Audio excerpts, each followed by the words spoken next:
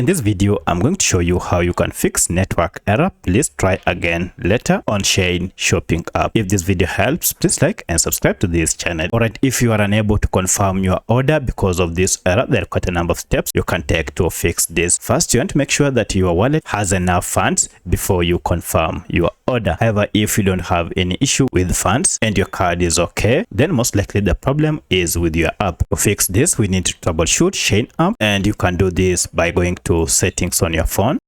From settings, go to apps or all apps, and then look for manage apps or all apps. This will list all the apps you have on your phone.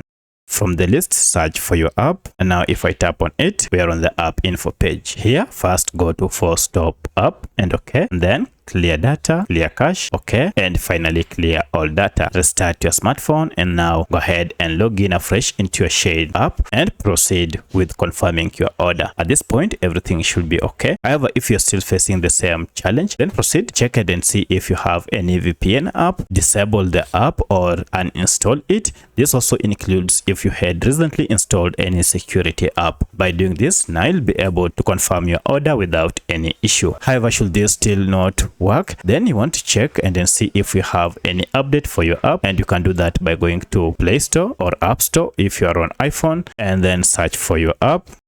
And here, if I tap on it, you can see we have an update for our Shein app. Proceed and update your app to the latest version. Once the app has been updated, now you should be able to shop or confirm your order without any issue. But at this point, now even after doing all this, if you still encounter the same error, then most likely Shein app might have experienced an internal error. For that, you need to try after some few minutes for this error to be fixed, and now you should be able to shop without any glitch. Let me know which of these was able to fix your problem. If you have another question, kindly let me know in the comment section. Otherwise, thanks for watching, and let's meet in the next video.